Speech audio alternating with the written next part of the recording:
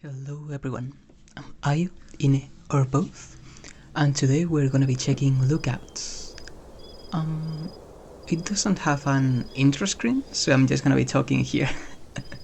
So, the thing is that I was checking games in itch.io and I saw this, and I didn't read much just to be sure that I went into this game like fully blind.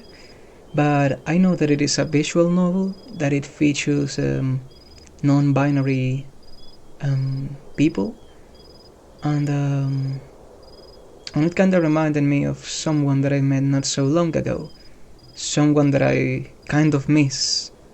I'm not gonna get too into details, but yeah, this game reminded me of that person, and I kinda wanted to check the game out and see what it is about.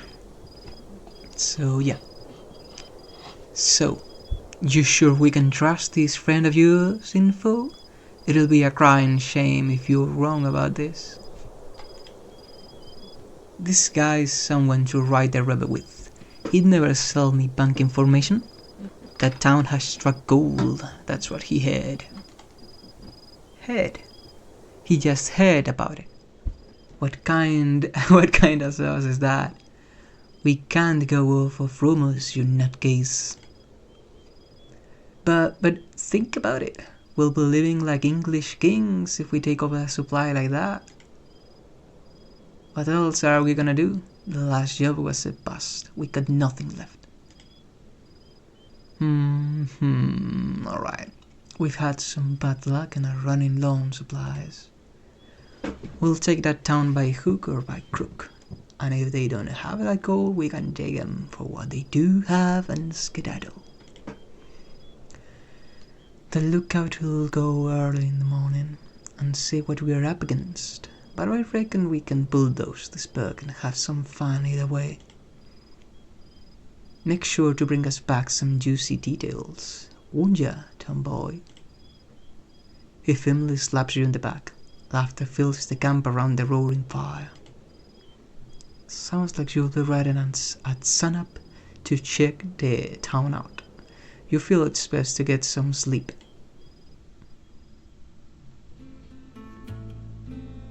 The desert is an orange haze. Scorched suns sweep up around your horse's legs. The sun hot against your back as you ride towards the town. There's not much to be done while riding. The desert is lonely, harsh, and bare. Only thing to do is think.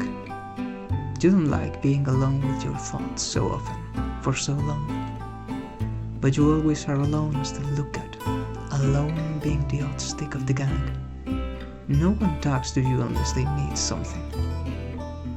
You daydream as you ride, like usual. Flights of fancy, of settling down somewhere. You're tied to Curly Wolf and his gang though. It is so much to ask to be able to live in peace, to not have to fight for survival, always on the run. Maybe that's what your life will always be like, gang or not. A hunted outcast. They could have sent you off with some playing cards at the very least.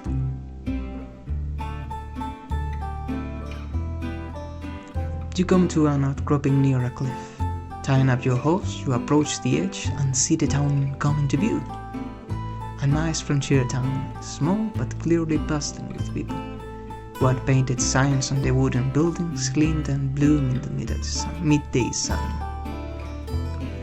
You can't see much else from way up here and turn to go get your binoculars.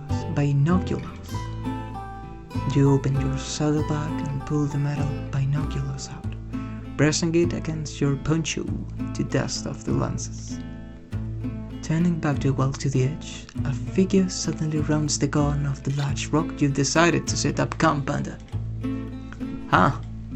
Go! Out of instinct, your hand snaps to your holstered gun and pulls it, trained squarely at the head of this new person. The bird, who seemingly came from nowhere, looks at you, clearly just as surprised and out of sorts from your own presence.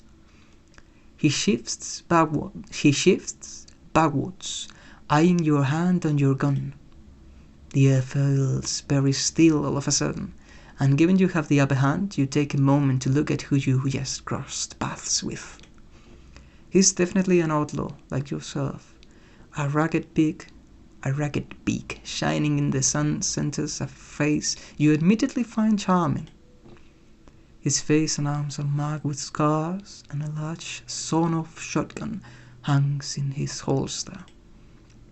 Since he's a bird, you know to be wary, just like he'll know to be wary of a candidate like yourself. Howdy there. What's your name, partner? Joseph. And what are you doing all the way out here, Joseph? You seem a dreadful long way away from where one might think you should be. Could ask you the same question. You stare him dead in the eye. He's pretty calm for someone having a gun pointed at his head, but you can see some of his feathers quivering. Why are you trying to sneak on me, Joseph? Rob me blind where no one else can see. I bet you thought a fella missing an arm would be easy. No, sir. I had no idea you were here till I walked around this here rock. He pats the red stone beside him as if to make a point. Sir, what in the Sam Hill? You lower your gun, let your shoulder joint just gave out, and let it hang there. In all my years, no stranger has ever called me sir. Well, color me surprised, fella. You'd have to be blind or full as a tick to not see an upstanding young gentleman. All right, now you're just licking my boots. The hawk puts a hand to his chest. God as my witness, I ain't lying to you. You holster your gun, snort a small laugh. May he strike you down as penance then. What are you doing out here? Picking flowers? The smile drops from his face. He stops short and swallows, like he can't bear to say the next words. I'm part of the Black Vulture gang. I'm on lookout here to survey this here berg. That's very forward of you, considering I just had a gun pointed your way. I'm part of the Cody Wolf gang. I'll be damned. You boys have been all over the West. What brings you right here? Much the same as you, I would imagine. Rumors of gold. You'd have it just right. Well, can't imagine what my boss might want me to do coming across someone who's sticking their beak in our business. Joseph tenses up, feathers ruffled. He understands full well what you mean, conflicting interests and all. The gasps. But he's not here. Would be a real waste of a good bullet to just nudge you. Is that an insult, or are they trying to make a mash on me? This small jive is enough to make you stop talking and search for the binoculars you threw when you pulled your gun. Turning your face away to hide the blood rushing to your cheeks under your dark fur. You dust the binoculars off again and walk over to where Joseph is standing, his eyes keenly trained on the town. Don't need no binoculars then, huh? No, sir. These eyes conceal the faces of those people down there, no problem. Sir, again, maybe it's just a habit of his to call people that. Say, why do you keep calling me, sir? I ain't your boss, you're just that much of a polite suck-up? Costs nothing to be kind on the trail, I've found. What the most called you then? You thought this might come up, of course. You're surprised it took this long for him to ask about who you are, what you are. Most would say tomboy, I would think, or other things I wouldn't repeat in such polite company. And what would you call yourself? The question takes you by surprise. Something else no one's ever asked you. I'd call myself a man. Huh? Is that so? He's gonna think you're a nut now. You just know it. You'd be better getting on your horse right now and riding back than staying another second around the stranger. How funny, I Guess we're in the same boat if I'm picking up what you're putting down. Might say that the guys at the camp don't use shop the quid to talk about money. You nod at him, unsure whether to laugh or not. Neither of you seem sure what to say now. Instead, you hold the binoculars to the bridge of your nose and investigate the town, looking down into the valley. After a spell of looking at nothing in particular, in silence, you take the binoculars away from your face again, readjusting to the late morning light. You glanced at Joseph's keenly trained eyes, then back to the town. You can't help but stare at the clump of a couple dozen or so buildings. You couldn't help but think about the real people's lives going on down there every day. Deaths, celebrations, harvests, prayers. How you were gonna hurt them. How you were both gonna hurt them. Don't get it. Joseph's voice snaps you out of your staring. Why would Black Vulture wanna come here? There's nothing here. No mines in use, no bank, and they sure as hell ain't rich by the looks of things. Maybe they struck a new vein. This is a miners' town after all. But you're right, something strange going on. Well, 2 sets of eyes are better than 1, right? You wanna work together? You watch my back, I'll watch yours. Deal? A huge feathered hand shoots out at you in expectation. You look at his face, and you both lock eyes for a moment. You're not sure what, but there's something in his eyes that makes you feel seen, being looked at rather than through. Oh, that's beautiful. You gently rub his hand, and a second winged hand clasps on you, and gives your whole arm a big shake. Whoa, careful there. Don't need to lose another.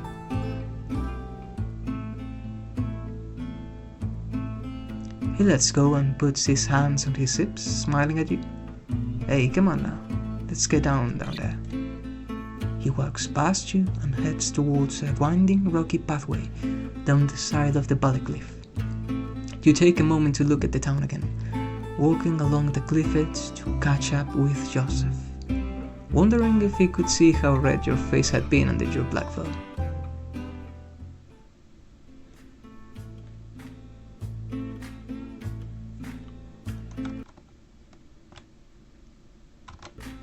Clambering down the cliff face, the shade of the valley is a welcome change after your long ride in the sun. The climb down is quiet, only a few grunts and gripes, a couple of voices of concern from Joseph. You quickly wade off. You both approach a wooden sign you spotted a little ways off, swaying in the desert wind. It looked relatively new, a board hanging on 2 chains, a word carved into the wood. Can you read it? It was only a single word, but you couldn't piece together quite how to say it. No. Oh well, I'm sure someone will tell us. You notice some familiar smells drift on the wind as a gust blows through the town past you. Tobacco smoke, whiskey, stewing meat from somewhere. It reminded you of the camp.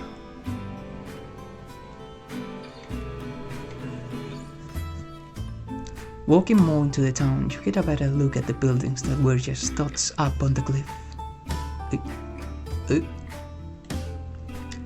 There was a saloon at least, seemingly one of the older buildings in the town, as well as what you guessed was a sheriff's building, although the sign outside looked to be busted up. Everything else you could see from here seemed to be houses and whatnot. Leftovers clearly made by miners, not built to be sturdy or last long, but had been fixed up to be livable for folks. Clearly, the people here like this place, and if they get a whiff while you're both here... Alright, partner. I say if we get given any evil eyes, we hightail, it out of here. Ain't worth getting shot in a place like this. Sure thing. We got each other's backs, remember? You nod at him. We'd best get talking to people, daylight's burning. Oh, here comes someone. Sure enough, you see a short figure approaching you from the sheriff's office. You hear the pound of a cane on the dirt as they limp towards you, with a beggar in their step. When they get closer and the haze of the desert heat obscures them less, you see a smartly dressed old lizard standing before you both. Cane in one hand and a metal flask in the other. Howdy, fellas. I'm Sheriff. Welcome to Clemency. A pleasure to meet you, Sheriff. He gave the lizard an expectant look, waiting for a name. My name's Sheriff, just Sheriff, that's all you need. And what do you call yourselves? My name's Joseph, and my associate here is, He gestured toward you and turned to look at you, a subtle panic running across his eyes. You realize that he just realized you never gave your name. What is your name?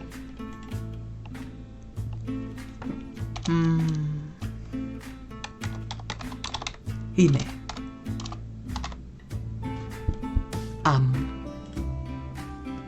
I'm Ine. Pleasure to meet you. You said this while looking at Joseph, resisting the urge to wink at him before looking back to Sheriff. So, what brings you two to our fine town?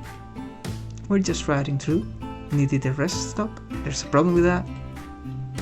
Joseph nudges you with his elbow a bit, glancing at his eyes so you can tell he's saying, "Don't be so rude." No, not at all. I'm just the closest thing we have to a welcome committee. And it's always nice to see some new faces all the way out here. How long will you be staying? The saloon has some rooms if you'd like to stay the night. That's an awful kind offer, Sheriff, but we'll be gone before nightfall. At least that's the idea. Maybe we'll like this town so much we stay. Joseph and Sheriff both chuckle, and Sheriff sighs. Well, you boys let me know if you need anything else. I'll be at home most likely. Will do. Yep. With a tip of the hat, Sheriff turned and started walking back to the building at the end of the road. With the lizard out of earshot, Joseph turns to you. So, partner, what's your plan? You look around the town for a moment, surveying the handful of people walking about, talking to each other around their houses. Taking in the warm wind blowing past you with a deep breath. We get talking to folks. And what? They just run their mouth about all the gold they found? No, but I reckon a town this size, if they struck something there, there'll be a buzz about. We ask them about themselves, about the town. Someone will spill. My mouth. Someone'll peek. Will spill. Someone will spill sooner or later. Alright then. Well, I got a pretty good peep at the place on the way down. We got a saloon just here. We got some sort of town hall over there on the far side. And we got sheriff's station at the end of the road by the looks. Where to?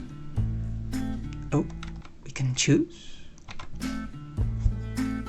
Maybe we should do the whole cowboy thing and go to the saloon for once. Let's check out the saloon. I reckon if anyone knows anything about these rumors, it'll be in there. Alrighty then.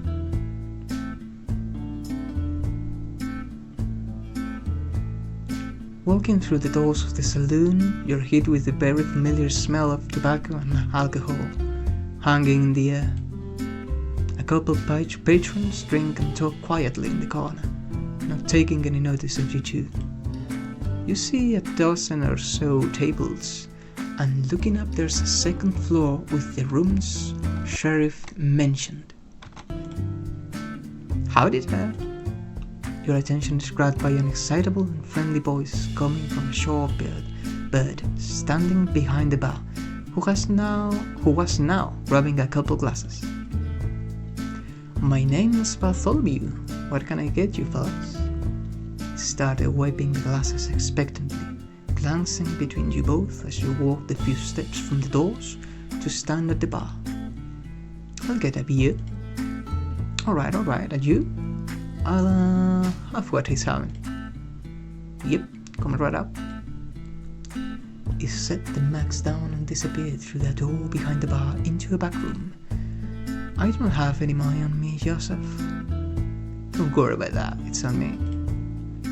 He pat you on the back with a big wing a couple times, but withdrew his hand when he saw you wince a little. Oh, sorry, was too hard? No, you're fine.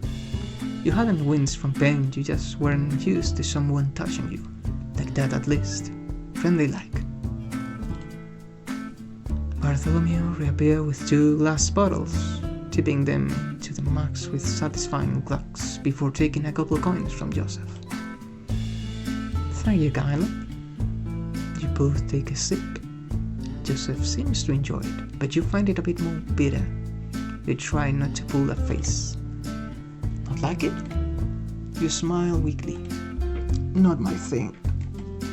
No. He winks at you and you feel your cheeks redden a little. You both keep drinking while the bartender busies himself behind the bar. The saloon is quiet. A piano sits gathering dust in the corner, seemingly untouched for many moons. Wine whistles through a gap in the saloon doors, covering the sound of desert insects. Slow day, huh? You look up from your drink and see he's looking at the bartender, who doesn't seem to have taken any notice. He glances at you both and realizes rather sheepishly, he was being talked to. Oh, beg your pardon, slow day? No, this is about the usual. It's a lot more lively in the evenings when the sun goes down. Everyone comes here to take a load off. So you know everyone here pretty well then? Well, course, not exactly a big town, we're a pretty tight-knit lot here. Why is that? This is a mining town, right? These places usually explode with people. Well, I can't say I know much. He looks oddly unsettled at your question. How long you lived here for? He backs up again from whatever you say that trolled him, the brightness returning to his face. Oh well, I'd say somewhere close to 8 years. That's a darn long time. Yeah, I suppose it is. What made you stay? Never mind staying. How'd ya even find this place? I've never even heard it till we stumbled past. Bartholomew's cheery smile dropped a little, morphing into something more wistful, like the face of someone looking at an old, now bittersweet photograph. You boys ask a lot of questions, don't ya? You and Joseph look at each other for a moment, expecting the other to say something, but nothing comes out. I don't mind to give it a fair shake. This town ain't the most exciting. It's nice to talk to some new ears that ain't tired of my squawking already. He keeps a little half-hearted chuckle.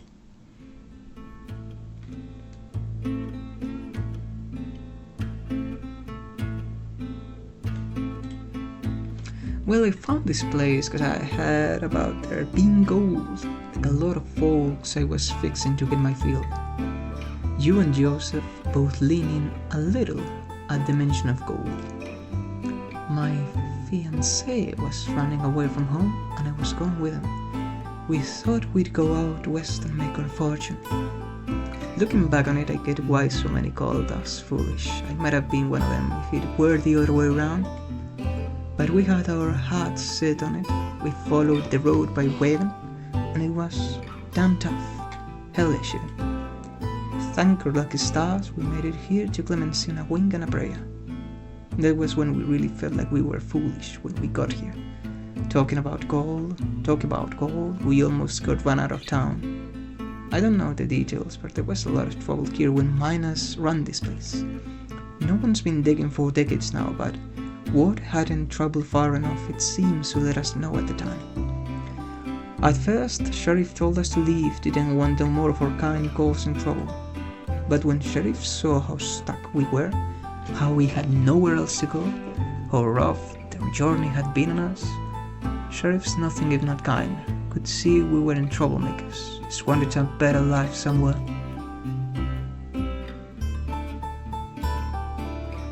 He shrugged, like there was nothing more to it. With the town's help, we gussied up this here saloon into something I could run, and the rest is history. I'm glad y'all found something here. Yeah, I can say that for sure. Clemency may be small, but it's something real special if you ask me. So there's no gold here. Bartholomew leaned back against the shelves behind him, crossing his arms. Not as far as I know. The miners are around here somewhere, but I've never seen them. This hasn't been a mining town for a long time, and folks here don't think of it as one. You do well to keep that in mind. He tapped the side of his beak as if to say, if you catch my drift. Even so, they would be interested in the history of the town. Afraid that well runs dry here, but there's others who have been here for longer than I have. You can always talk to Sheriff if you haven't yet. Sheriff made this place what it is today. Wanna know something? That's the lizard to talk to. Thank you, Bartholomew. No problem, it's my pleasure. Bartholomew stood up from his lean and stretched his back and arms a little. Slinging his cloth over his shoulder, he picked up a small clinking and rattling box before walking through to the back room. Daylight's burning. I think we best get going. Agreed. He stood at the bar and waited a moment while Joseph downed his beer.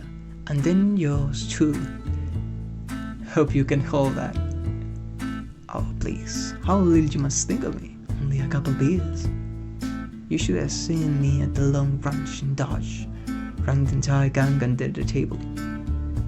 You can't help but smile at his cockiness, unsure whether to believe him. You briefly think back on the times the gang had gone to bars. You were always told to stay outside. Don't wander off.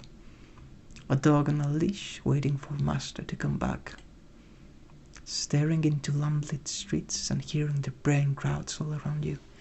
Drunken strangers enjoying each other's company as much as their liquor. At first, they told you it was dangerous for you to stray too far.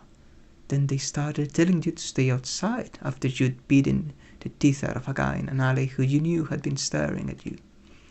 Couldn't have you causing them needless trouble. Off so soon? Bartholomew re-emerged into the bar, looking expectantly. Well, don't be a stranger. You are welcome to come back later when the bar's more lively. My husband would love to meet you both. The casual lilt of his words caught you off guard, and you think you see Joseph stumble a little. Failing to get any words out, he just tips his hat and you both leave the saloon, stepping back into the dust and dry desert heat.